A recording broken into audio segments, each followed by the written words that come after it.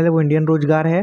Telegram channel भी Indian रोजगार है, आप सर्च कर सकते हैं। यूट्यूब चैनल की लिंक ये रही, टेलीग्राम की ये रही। आपको जो पीडीएफ है सारे वो टेलीग्राम चैनल पर ही मिलेंगे, तो आपको टेलीग्राम चैनल की लिंक डिस्क्रिप्शन में भी मिल जाएगी और पीडीएफ आपको टेलीग्राम चैनल पे मिल जाएंगे।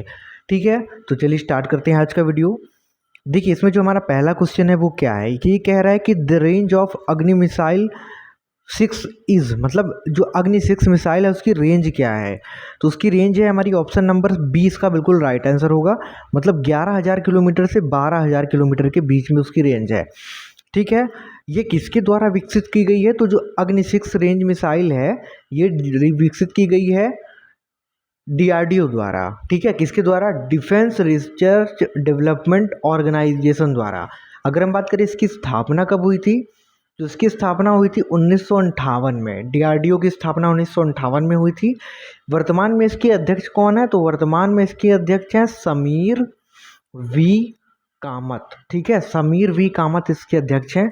अगर हम इसरो की बात करें तो इसरो की स्थापना 1969 में हुई थी और इसके जो वर्तमान अध्यक्ष हैं वो एस सोमनाथ हैं। कौन है, एस सोमनाथ। ठीक है ना, एस सोमनाथ है। इतनी चीज़ें आपको क्लियर हो गई। तो रेंज ऑफ अग्नि 6 मिसाइल की कितनी रेंज होती है, 11,000 से 12,000 किलोमीटर के बीच। चलिए अपना नेक्स्ट क्वेश्चन हम देखते हैं क्या है। नेक्स्ट क्वेश्चन हमारा सेकंड नंबर क्वेश्चन है, in which of the following regions Mahalwari system of revenue settlement was institute. मतलब जो महावारी सिस्टम था वो किसके उसमें इंट्रोड्यूस्ड किया गया था, किस काल, मतलब किस समय में इंट्रोड्यूस्ड किया गया था। बंगाल में, बॉम्बे के टाइम पर, मद्रास में, या तो नॉर्थ वेस्टर्न प्रोविंसेस में। तो इसका जो राइट आंसर होगा वो होगा ऑप्शन नंबर डी। मतलब जो महलवारी सिस्टम था वो इंट्रोड्यूस्ड किया गया था नॉर्थ वेस्टर्न प्रोविंसेस में। कब, नॉर्थ ईस्टर्न और प्रोविंसेस में। इस चीज़ को आपको याद रखना है। ठीक है ना, देखिए इतनी चीज़ आपको क्लियर हो गई। अब हम बात करें कब आया था ये, तो ये आया था 1822 में। जो महलवारी सिस्टम था वो 1822 में इंट्रोड्यूस्ड किया गया था। ठीक है, अगर हम रैयतवाड़ी व्यवस्था की बात करें, रैयतवाड़ी व्यवस्था RYOTWARI, ये कब इंट्रोड्यूस्ड की गई थी, कोई बता सकता है ये कब इंट्रोड्यूस्ड की गई थी। ये इंट्रोड्यूस की गई थी 1793 में। कब इंट्रोड्यूस की गई थी, 1793 में। किसके द्वारा, लॉर्ड कॉर्नवालिस के द्वारा। किसके द्वारा, लॉर्ड कॉर्नवालिस। ठीक है ना, लॉर्ड कॉर्नवालिस के द्वारा इंट्रोड्यूस्ड की गई थी। ठीक है ना, इतनी चीज़ें आपको क्लियर हो गई होंगी। तो कब आई थी, कहाँ पर आई थी, नॉर्थ वेस्टर्न ईट्स में। कब आई थी, 1793 में। अगर हम बात करें किसकी, रैयतवाड़ी सिस्टम की, तो इतना ही आपको याद रखना है कि कब आया था ये आया था 1793 में। और किसके द्वारा इसकी वो की गई थी, तो ये की गई थी लॉर्ड कॉर्नवालिस के द्वारा। ठीक है, अगले क्वेश्चन की ओर बढ़े, बहुत अच्छा। थर्ड क्वेश्चन है हमारा, पहली ट्रेन हमारी कब चलती भारत में, 1954, 1853, 1794 या तो फिर 1894। In which year did the first train start in India. तो इसका जो राइट आंसर होगा वो होगा हमारा ऑप्शन नंबर बी, 1853 को। 1853 को चली थी हमारी भारत की पहली ट्रेन।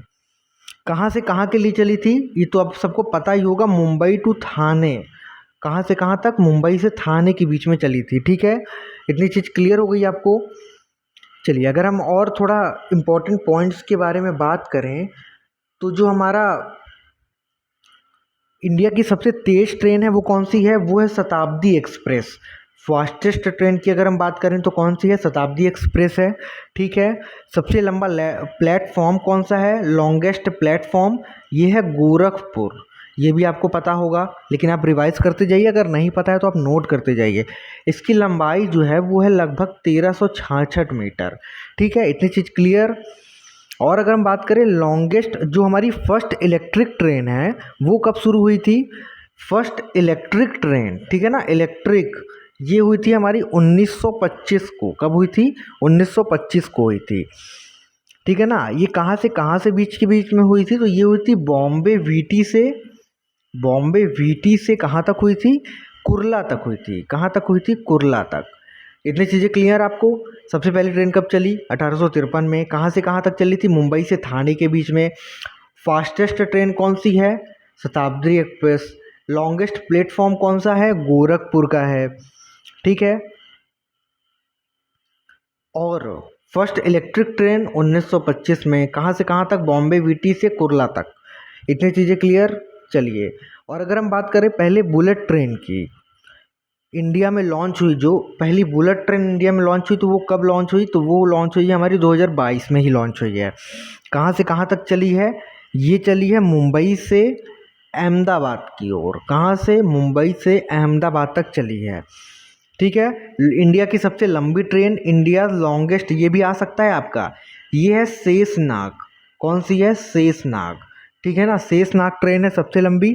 कितनी लंबी है ये? 2.8 किलोमीटर है ये, 2.8 किलोमीटर के आसपास लंबी है, ठीक है।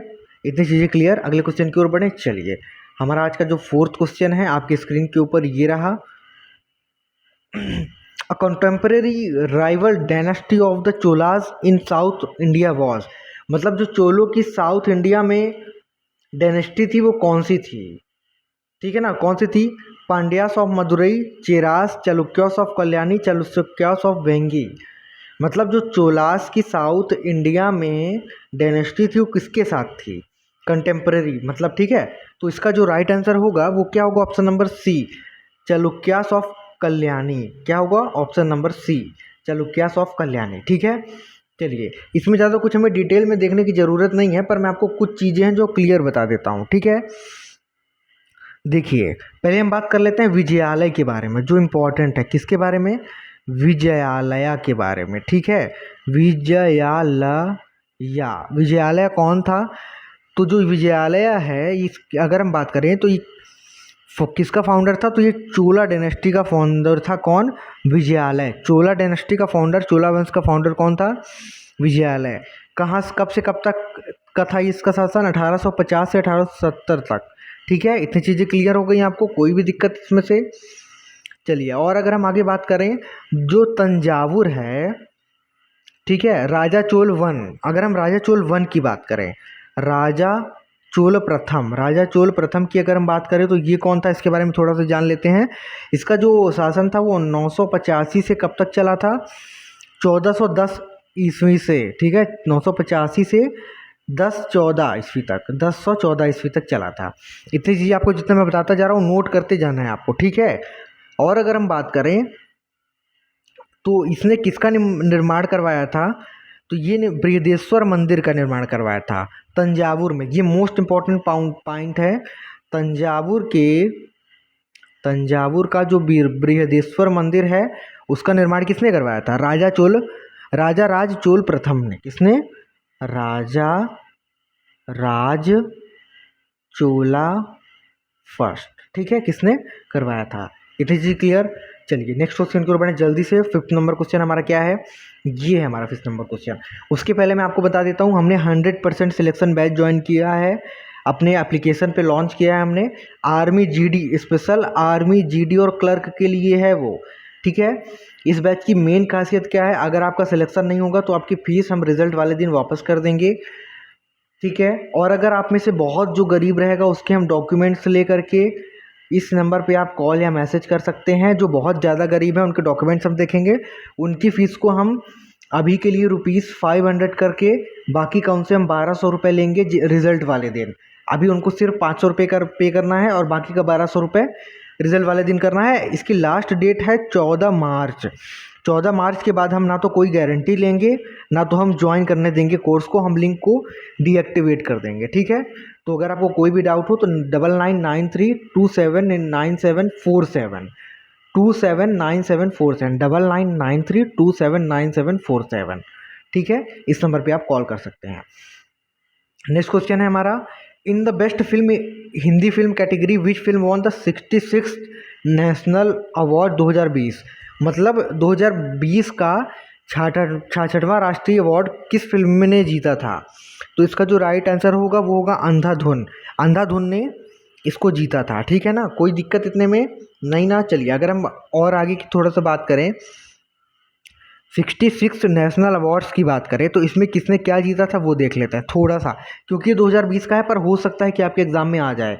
बाकी आपको एक जीके और ई बुक की PDF मिलेगी जीके और साइंस की, उसमें 2022 का पूरा करंट अफेयर्स, जितना जीके में हिस्ट्री पॉलिटी जियोग्राफी का मोस्ट इंपॉर्टेंट पॉइंट्स, साइंस के पूरे वन लाइनर में क्वेश्चंस रहेंगे, जिसमें आपका 30 में से 25 नंबर गारंटी रहेगा आर्मी जेडी एग्ज़ाम में, 100% रहेगा, वो पूरा इसी ई बुक से मिलेगा, तो आपको यूट्यूब चैनल पे बता दिया जाएगा। ठीक है, चलिए अगले क्वेश्चन की ओर बढ़ते हैं।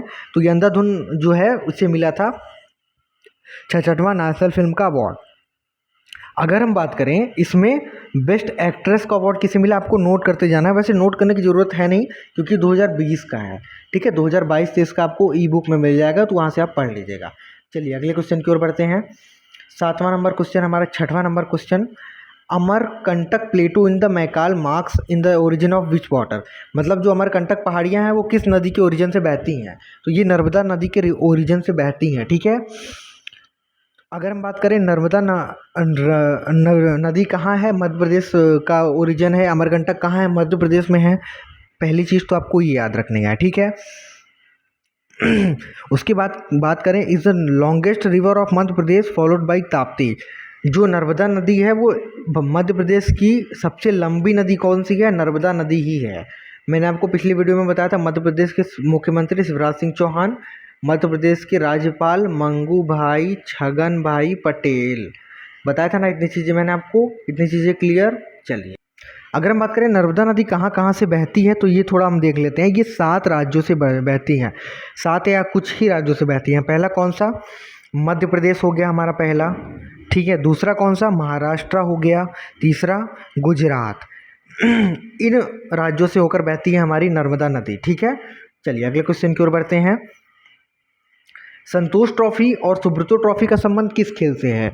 संतोष trophy and Subroto are associated with, किस खेल से संबंधित है इसका जो राइट आंसर होगा वो होगा फुटबॉल। ठीक है, संतोष ट्रॉफी से आप कैसे याद कर सकते हैं मैं बताता हूँ आपको। देखिए संतोष और सुब्रतो की एक ट्रिक बता देता हूँ। संतोष कैसे कह सकते हैं हम, रोनाल्डो को आपको पता होगा, क्रिस्टियानो रोनाल्डो सबसे बड़ा खिलाड़ी फुटबॉल के हिस्ट्री में। ठीक है ना, तो ये जो रोनाल्डो है इससे संतोष नहीं होता गोल करने से, मतलब इतने गोल करता है ये, इससे संतोष ही नहीं होता। और ये किस खेल का खिलाड़ी है, फुटबॉल का, मतलब Santosh football, Cristiano Ronaldo. Subroto cup की बात करें तो इसे सब्र भी नहीं होता, मतलब सुब्रतो सब्र मिल रहा है ना, सब्र नहीं है इसे, जब तक ये कितने गोल ना कर ले सबसे ज़्यादा तो इसे सब्र नहीं है। मतलब संतोष और सब्र किससे नहीं है, फुटबॉल के खिलाड़ी रोनाल्डो को नहीं है। Right answer option number C. अब हम कुछ और इम्पोर्टेंट कप एंड ट्रॉफीज़ के बारे में देख लेते हैं। ठीक है, देखिए मैं आपको बताता हूँ फुटबॉल के और कौन कौन से इंपॉर्टेंट, तो देखिए आपको नोट करते जाना है। ठीक है ना, यहाँ मैं बोलता जाऊँगा, आपको वीडियो को रोक करके नोट करते जाना है। पहला तो जो इम्पोर्टेंट कप है वो रोवर्स कप है, ये फुटबॉल से संबंधित है। ठीक है, डूरंड कप ये भी फुटबॉल से संबंधित है। ठीक है, उसके बाद कलिंग कप भी फुटबॉल से संबंधित है बेटा। संतोष ट्रॉफी मैंने आपको बता दी है।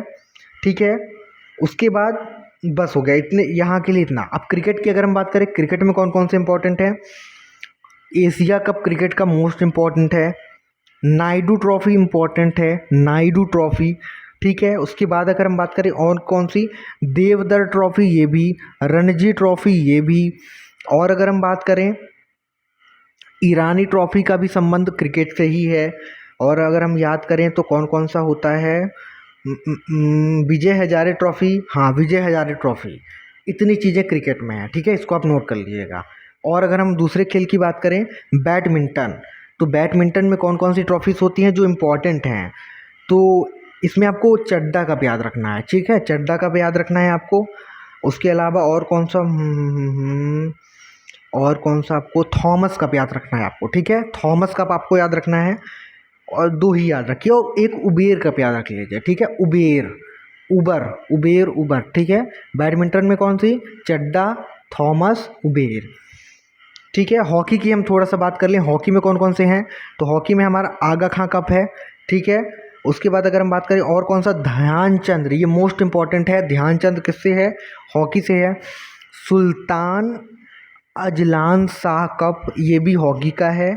ठीक है, वेल्स कप भी हॉकी का है। ठीक है, और वेलिंगटन कप, वेलिंगटन ये भी हॉकी का है। ठीक है, इतनी चीज़ें आपको याद रखनी है।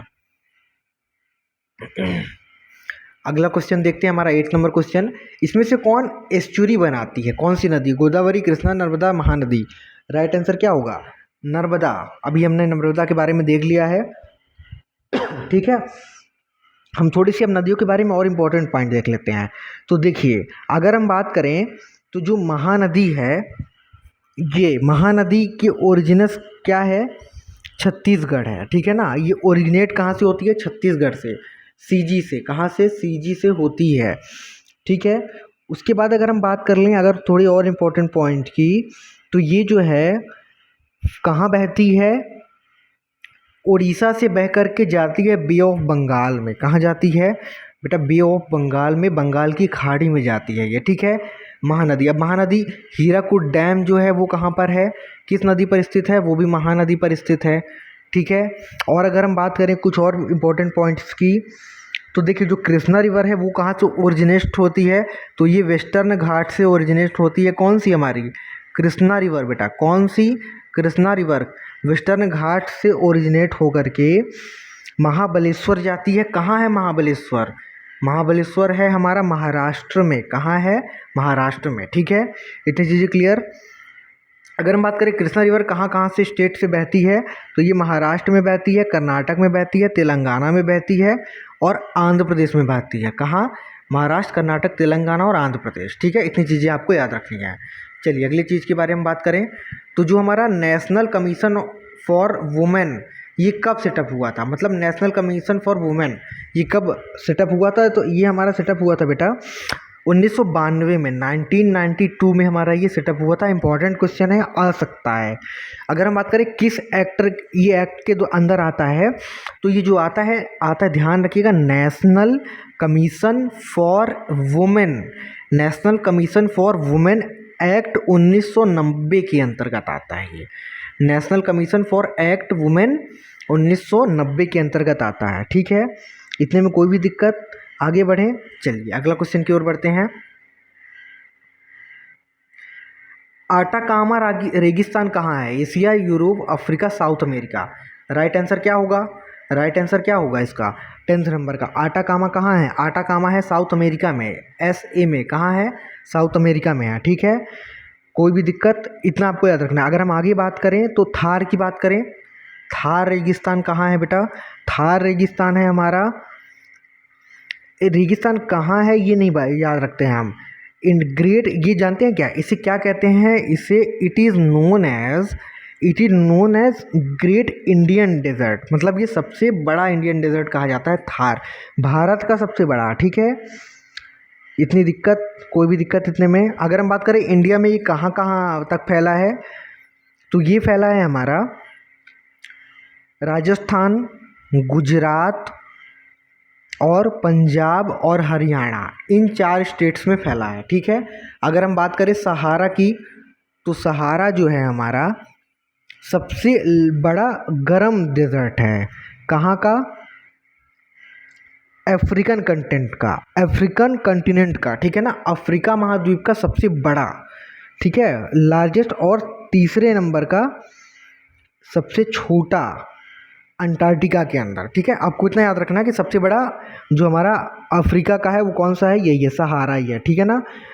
ये काफ़ी देशों से जाता है, जैसे कि मान लीजिए अल्जीरिया हो गया हमारा, ठीक है। और कौन कौन सी ये कंट्रीज़ के अंदर जाता है ये कोई बता सकता है? यहाँ पर मन में तो आ गया होगा, अल्जीरिया, चाड, इजिप्ट यानी मिस्र, कई कंट्री से जाता है, ये इंपॉर्टेंट नहीं है, ठीक है। एक की और हम बात कर लेते हैं, गोभी। तो ये गोभी सबसे ठंडा होता है, ठीक है ना। गोभी कब से क्या होता है? ठंडा होता है। गोभी सबसे ठंडा होता है। कहाँ कहाँ है ये हमारा चाइना में और मंगोलिया में। कहाँ है? चाइना में और मंगोलिया में है, ठीक है। इतनी चीज़ें आपको याद रखनी है। नेक्स्ट क्वेश्चन की ओर बढ़ते हैं। अश्विनी पोनप्पा जो है हमारी, वो किस खेल से संबंधित हैं? फुटबॉल, हॉकी, बैडमिंटन या chess? Right answer badminton, option number C हो जाएगा बैडमिंटन, ठीक है। अब हम थोड़ा जल्दी बढ़ेंगे। जो PV सिंधु जी हैं वो किस खेल से संबंधित हैं? वो भी बैडमिंटन से ही संबंधित हैं, ठीक है। अगर हम बात करें ज्वाला गुप्ता की, ज्वाला गुप्ता भी बैडमिंटन से ही है। मैं कुछ बैडमिंटन के आपको नाम बता रहा हूँ, ठीक है ना। पहला कौन सा बताया मैंने? PV सिंधु, दूसरा ज्वाला गुप्ता, अगर हम बात करें अश्विनी पोनप्पा के बारे में हमने देख लिया, ये तो बैडमिंटन से ही हैं, ठीक है ना। सानिया नेहवाल की बात करें, साइना नेहवाल भी हमारी किससे हैं, बैडमिंटन से हैं, साइना नेहवाल, ठीक है, साइना नेहवाल भी बैडमिंटन से हैं। उन्होंने कितने टोटल जीते हैं, अगर हम बात करें टाइटल्स, बहुत अच्छी ये प्लेयर हैं, 24 इंटरनेशनल टाइटल्स जीते हैं, 24 इंटरनेशनल टाइटल्स, अंतर्राष्ट्रीय उपाधियां जीती हैं इन्होंने, कितनी, 24, ठीक है। तो Ashwini Ponnappa badminton, PV Sindhu badminton, Jwala Gupta badminton, Saina Nehwal badminton, ठीक है। इतनी चीज़ें क्लियर, आगे बढ़ें, चलिए। दिल्ली चलो किसने कहा था, सुभाष चंद्र बोस जी ने कहा था। ऑप्शन नंबर इसका बी बिल्कुल क्या हो जाएगा बेटा, राइट आंसर हो जाएगा।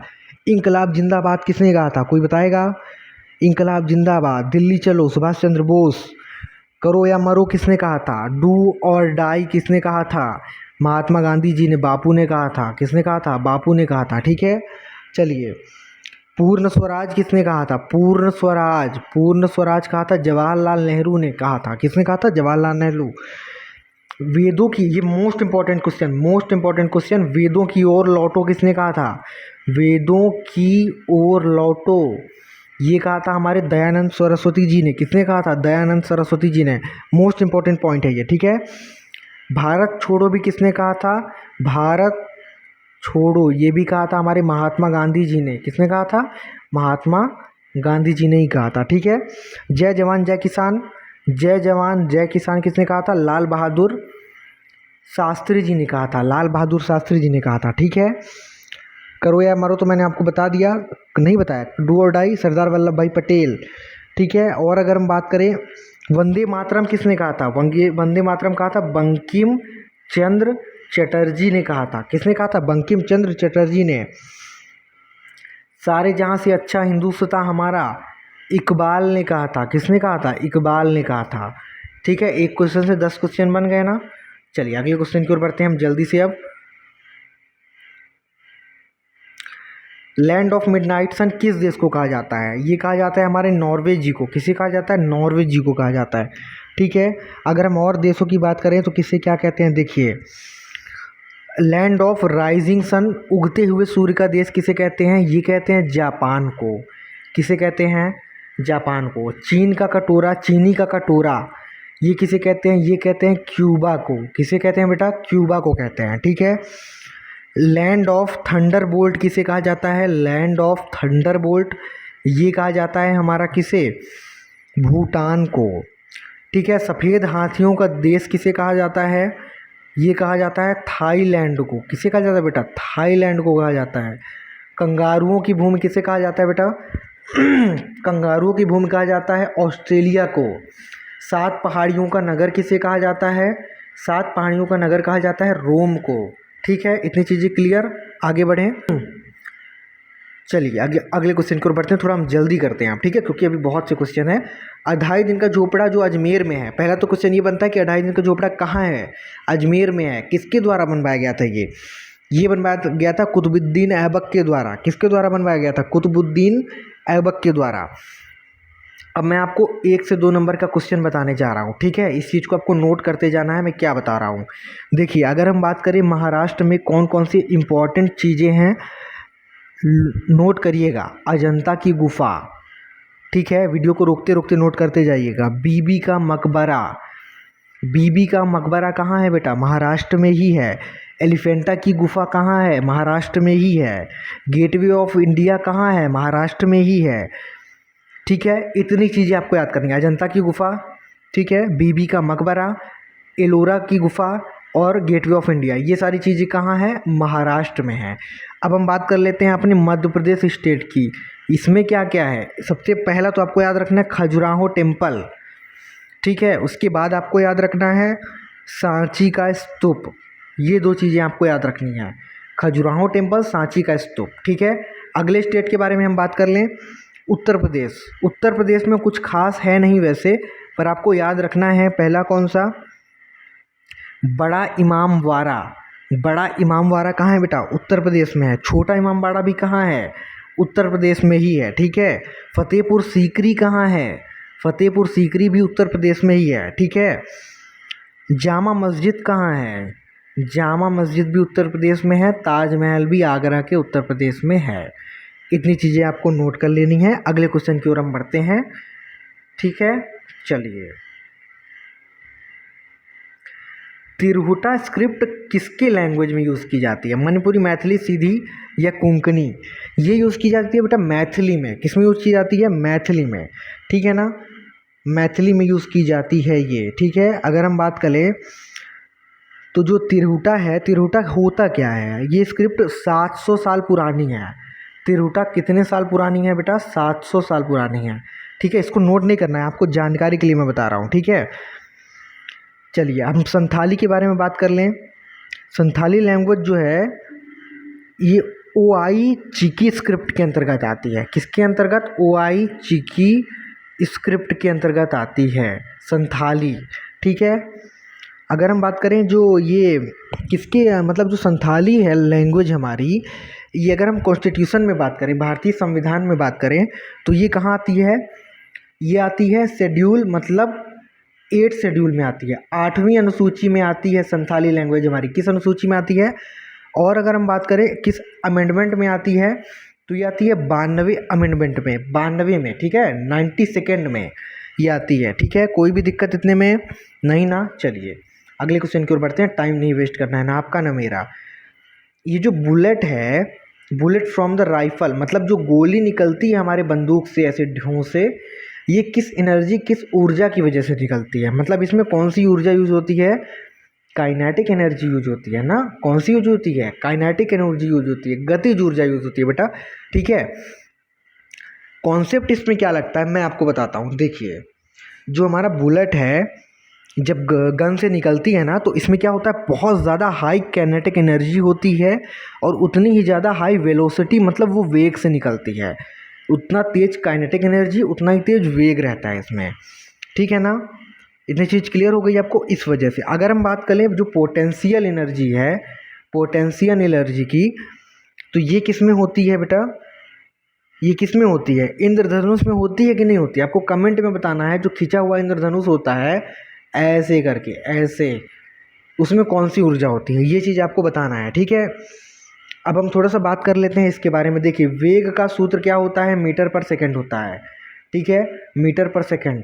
त्वरण यानी एक्सेलरेशन, वेग यानी वेलोसिटी, त्वरण एक्सेलरेशन का मीटर पर सेकंड स्क्वायर होता है। ठीक है, मीटर पर सेकंड स्क्वायर होता है। वेग किसे कहते हैं? विस्थापन परिवर्तन की दर को, जो विस्थापन होता है हमारा उसके परिवर्तन की दर को ही हम वेग कहते हैं। त्वरण किसे कहते हैं? वेग परिवर्तन की दर को त्वरण कहते हैं। इतनी चीज़ें क्लियर। चलिए आगे बढ़ें। बहुत अच्छा। जो वल्कनाइज्ड रबर होती है, ठीक है ना, वल्कनीकृत रबर होती है, उसका किसने वो किया था? इसका इन्वेंशन किसने किया था? हमें ये बता देना है बस, और कुछ मत बताइए। तो ये किया था चार्ल्स गुडईयर ने। किसने किया था? चार्ल्स गुडईयर ने किया था वल्कनीकृत रबर का निर्माण। इसमें क्या होता है? पॉली आइसोप्रीन के 3 बंध होते हैं। किसके? पॉली आइसोप्रीन के। आपको याद रखना है, मतलब नोट नहीं करना है, क्योंकि इतना डिटेल में आएगा नहीं। इसमें वल्कनीकृत रबर में सल्फर कितना होता है?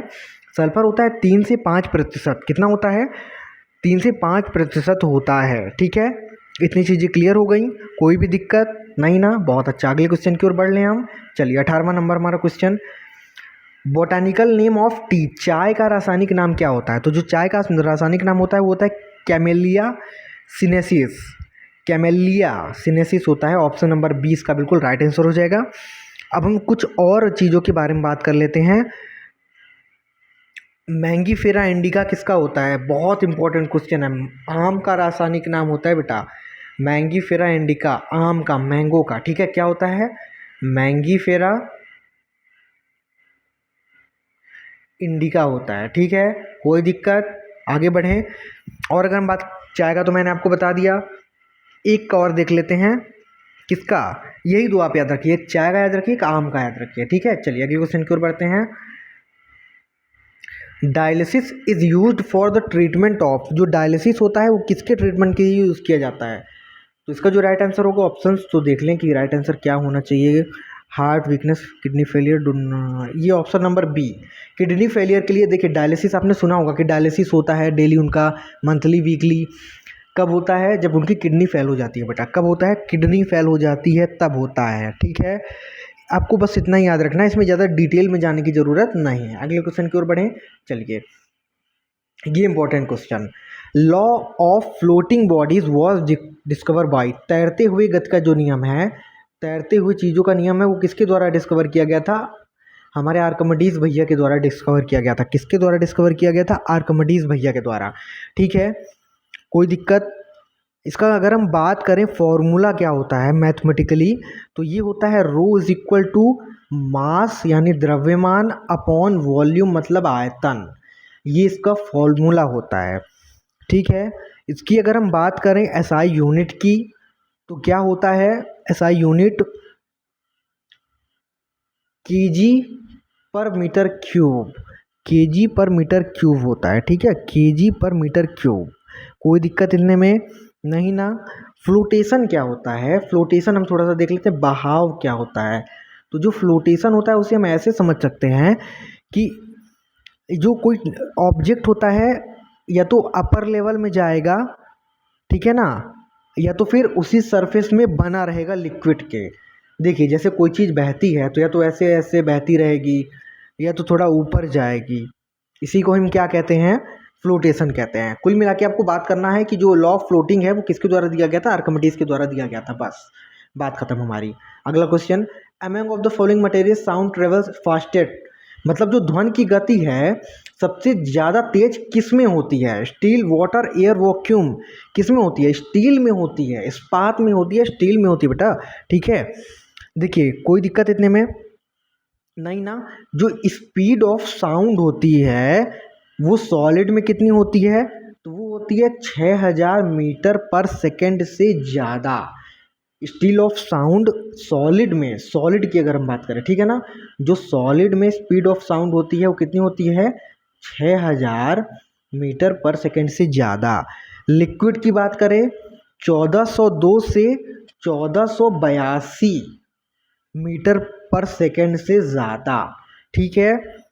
अगर हम गैस या एयर के में बात करें, गैस या एयर में, तो इसमें कितनी होती है? इसमें होती है बेटा 330 से लेकर के 345 मीटर पर सेकेंड, ठीक है। इतनी चीज़ें क्लियर। चलिए अगले क्वेश्चन की ओर, चलिए अगले क्वेश्चन की ओर बढ़ते हैं हम। The hardest form of carbon, मतलब कार्बन का सबसे कठोर रूप कौन सा होता है? इतनी चीज़ें आपको नोट करती जाए, मैं जितना बता रहा हूँ नोट करिए। एग्जाम आप दे के आएंगे 17 अप्रैल को, देखिएगा दिल ना खुश हो गया, एक क्वेश्चन नहीं जाएगा आपका बाहर, ये मेरी गारंटी है, ठीक है। चलिए hardest form of carbon, carbon का सबसे कठोर रूप डायमंड, हीरा होता है, ठीक है, इसमें कोई डाउट वाली बात नहीं है, ठीक है ना। ये कार्बन का अपर रूप है। कौन सा रूप है? अपर रूप है, इस चीज़ को आपको याद रखना है, ठीक है। और कोई दिक्कत? सबसे ज़्यादा वो होता है। और हम बात करें जो हीरे का उपयोग है वो कहाँ कहाँ किया जाता है? तो वो किया जाता है धातुओं की सतहों को चमकाने के लिए, आभूषणों को, रत्नों को काटने के लिए किया जाता है, ठीक है। इतनी चीज़ आपको याद रखनी है। अगले क्वेश्चन की ओर बढ़ें, चलिए। अगला क्वेश्चन है हमारा, डैक्टिलोग्राफी इज द स्टडी ऑफ, मतलब जो डैक्टिलोग्राफी है वो किस चीज़ की अध्ययन को कहा जाता है? Forensic, carbon dating, hand writing या तो फिर फिंगरप्रिंट्स। तो इसका जो राइट आंसर होगा वो क्या होगा हमारा? वो जो राइट आंसर होगा वो ऑप्शन नंबर डी, फिंगरप्रिंट होगा, ठीक है ना। तो डैक्टिलोग्राफी जो है वो फिंगरप्रिंट्स के स्टडी को कहा जाता है, अंगुली के चिन्ह के अध्ययन को कहा जाता है। ये हमारी मान लीजिए अंगुलियाँ हैं, इनके चिन्ह जो होते हैं छोटे छोटे, जैसे ये अंगुली है, यहाँ ऐसे ऐसे ऐसे चिन्ह होते हैं ना, ऐसे ऐसे, इसी को हम क्या कहते हैं? इसके अध्ययन को ही कहते हैं, क्या कहते हैं? डैक्टिलोग्राफी कहते हैं, ठीक है। कोई दिक्कत इतने में नहीं ना, बहुत अच्छा। चलिए अगले क्वेश्चन की ओर बढ़ें, चलिए जल्दी जल्दी बढ़ते जाते हैं, इसमें ज़्यादा कुछ वो करने की ज़रूरत नहीं है, ठीक है। जहाँ डिटेल चाहिए रहेगी मैं दूंगा। Lens is made up of, मतलब लेंस किससे मिलकर बनता है? Ordinary glass, pyrex glass, flint glass या तो कोबाल्ट ग्लास। तो जो लेंस हमारा बनता है वो फ्लिंट ग्लास से मिलकर बनता है। किससे बनता है बेटा? फ्लिंट ग्लास से मिलकर बनता है, ठीक है ना। इसे हम क्रिस्टल ग्लास भी कहते हैं, फ्लिंट ग्लास को भी हम क्या कहते हैं? क्रिस्टल ग्लास भी कहते हैं, ठीक है ना। इसमें प्रकाशिक जो कांच है उसका उद्योग में इसका यूज़ किया जाता है। कांच का फ्लिंट कांच का उपयोग जो प्रकाशिक कांच उद्योग हैं उसमें लेंस और प्रिज्म बनाने के लिए भी किया जाता है बेटा। लेंस के यूज़ में भी किया जाता है और प्रिज्म बनाने के भी यूज़ में किसका यूज़ किया जाता है? फ्लिंट ग्लास का ही यूज़ किया जाता है। ठीक है ना। कोई भी दिक्कत क्यों यूज़ करते हैं? क्योंकि ये जो पराबैंगनी किरणें होती है ना हमारी, उनको अवशोषित करता है। क्या करता है? पराबैंगनी किरणों को अवशोषित करता है, इस वजह से हम इसका यूज़ करते हैं। ठीक है ना। और अगर हम बात करें जो फ्लिंट कांच है उसकी जो विक्षेपण क्षमता होती है वो क्राउन कांच एक और होता है उसकी क्षमता में दुगनी होती है। ये कितनी होती है? दुगनी। तब आप समझ सकते हैं कितने काम का है ये। ठीक है। चलिए अगर हम साधारण कांच की बात कर लें, जो साधारण हमारा कांच होता है उसके यूजेस क्या क्या होते हैं, तो इसमें जो सोडा लाइम कांच को इसमें क्या करते हैं हम? सोडा लाइम को साधारण कांच के रूप में जाना जाता है। जो सोडा लाइम को हम क्या कहते हैं? साधारण कांच भी कहते हैं। ये किससे मिलकर बनता है? ये मिलकर बनता है सिलिकॉन ऑक्साइड से। ठीक है। सिलिकॉन ऑक्साइड से मिलकर बनता है, सोडियम ऑक्साइड से मिलकर बनता है। ठीक है ना। सोडियम ऑक्साइड से मिलकर बनता है और कैल्शियम ऑक्साइड से मिलकर बनता है। ठीक है ना। किससे किससे मिलकर बनता है? सोडा लाइम को साधारण कांच भी कहते हैं। ये किससे किससे मिलकर बनता है? सिलिकॉन ऑक्साइड, सोडियम ऑक्साइड और कैल्शियम ऑक्साइड से मिलकर बनता है। अगले क्वेश्चन की ओर बढ़ें। चलिए, the instrument used to measure the concentration of salt water, मतलब जो साल्ट वाटर के कंसंट्रेशन को यूज़ करने में किस चीज़ का यूज़ किया जाता है मेज़र करने में? गैल्वेनोमीटर, सैलिनोमीटर, फेदोमीटर या तो फिर पीएच मीटर। तो राइट आंसर क्या होगा इसका? इतना तो आपसे बनता होगा ना। क्या होगा इसका राइट आंसर? सैलिनोमीटर होगा बेटा। क्या होगा? सैलिनोमीटर। ऑप्शन नंबर 20 का क्या होगा? बिल्कुल राइट आंसर होगा। चलिए अब हम थोड़े से और ग्राफ्स के बारे में बात कर लेते हैं। सिस्मोग्राफ का यूज़ किस चीज़ में किया जाता है? अर्थक्वेक के इंटेंसिटी के, अर्थक्वेक की जो भूकंप है उसकी तीव्रता को नापने के लिए किया जाता है। ठीक है ना। बैरोग्राफ एक होता है, बैरोग्राफ, BAROGRAFPH। ठीक है ना। इसका यूज़ किसके लिए किया जाता है? इसका यूज वायुमंडल के दाब को नापने के लिए, वायुमंडल प्रेशर, एटमॉस्फेयर प्रेशर के लिए किया जाता है। ठीक है ना। कैलोरीमीटर होता है। क्या होता है? CALORIMETER। इसका यूज़ किसके लिए करते हैं? किसी भी चीज़ की हीट को मेज़र करने के लिए, ताप को मेज़र के लिए करने किया जाता था। ठीक है ना। एक होता है बोलोमीटर। क्या होता है? बोलोमीटर। इसका यूज हम किस चीज़ के लिए करते हैं? बोलोमीटर का हम यूज़ करते हैं जो हमारा रेडिएशन है ना, जो किरणें हैं उनके मेज़र के लिए। ठीक है। अगला हम पॉइंट्स की अगर बात करें तो टेलीस्कोप का यूज़ किसके लिए किया जाता है? दूर की चीज़ों के देखने के लिए, TELESCOPE। ठीक है ना, टेलीस्कोप। और अगर हम हाइग्रोमीटर की बात करें, हाइग्रो HI, मैं जल्दी जल्दी लिख रहा हूँ तो शायद समझ में ना आया, HYGROMETER, आर्द्रता, ह्यूमिडिटी नापने के लिए किया जाता है। किसके नापने के लिए? ह्यूमिडिटी नापने के लिए किया जाता है। ठीक है। अगले क्वेश्चन की ओर बढ़ते हैं। चलिए, जो ग्रीन हाउस प्रभाव होता है उसमें इंक्रीज होता है क्या? मतलब जो the green house effect is mainly due to increase in the atmosphere. ये तो मैं पहले भी आपको बता चुका हूँ ना, कार्बन डाइऑक्साइड की वजह से। जब कार्बन डाइऑक्साइड बढ़ता है वो वही रीज़न है ना, इसका मेन रीज़न तो वही है। ऑप्शन नंबर बी, ये मैंने आपको पहले भी डिस्कस किया हुआ है। ठीक है। चलिए अगले क्वेश्चन की ओर बढ़ते हैं। Green coloured pigment present in leaves is called, मतलब कहने का आपका ये है कि जो हरी पत्तियां, जो पत्तियों में हरा रंग होता है उसका रीज़न क्या है? पत्तियों में हरा रंग का क्या रीज़न है? वो क्यों हरे होते हैं?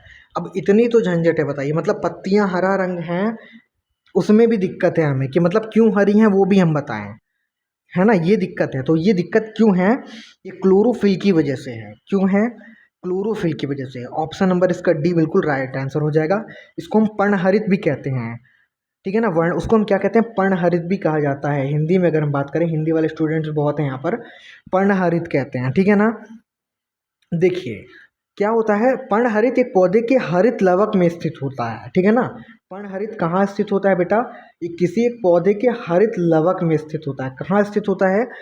हरित लवक में स्थित होता है। कोई भी दिक्कत इतने में जी। फ्लो और फ्लोएम एक चीज़ होता है। फ्लोएम क्या होता है? एक चीज़ फ्लोएम होता है। फ्लोएम क्या होता है? जो फ्लोएम होता है ये पौधों में वो ऊतक होता है जो पौधों के अन्य भागों में भोजन का चालन करता है। मतलब पौधों में भोजन का चालन कौन करता है? फ्लोएम द्वारा ही किया जाता है। एफ फॉर फ्लोएम और एफ फॉर फूड, मतलब याद हो गया आपको? कोई दिक्कत? बैठे बैठे ट्रिक्स बन रही हैं आपकी। एक होता है जाइलम, जाइलम, ये सॉरी स्पेलिंग गलत हो, कोई दिक्कत नहीं है, याद रखना है आपको। जाइलम क्या होता है? वो पानी पहुंचाता है बेटा। क्या पहुंचाता है? पानी। खाने का जिम्मेदारी किसकी है? फ्लोएम तुम्हारी। पीने और जो घुले हुए खनिज हैं उसकी जिम्मेदारी बेटा किसकी है? तुम्हारी। जाइलम तुम पहुंचाओगे, ठीक है। ऐसा तो ये हाल है यहाँ पर। चलिए अगले क्वेश्चन की ओर बढ़ते हैं।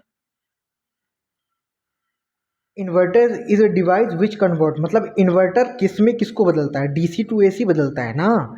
किसको बदलता है? जो कम, देखिए इन्वर्टर एक इलेक्ट्रॉनिक डिवाइस है जो कम वोल्टेज में डीसी करंट को एसी करंट में परिवर्तित करता है, ठीक है ना। इतने में कोई भी दिक्कत? इससे ज़्यादा आपको, और एक होता है रेक्टिफायर। एक क्या होता है? रेक्टिफायर भी होता है, बहुत से जानवर के नाम है ना। रेक्टिफायर क्या होता है? ये करता है हमारा एसी टू डीसी, प्रत्यावर्ती धारा को दिष्ट धारा में, ये दिष्ट धारा को प्रत्यावर्ती धारा में, ये प्रत्यावर्ती धारा को दिष्ट धारा में, रेक्टिफायर, ठीक है ना। कोई भी दिक्कत इतने में? अगले क्वेश्चन की ओर बढ़ें। चलिए 29 नंबर क्वेश्चन हमारा क्या है देख लेते हैं।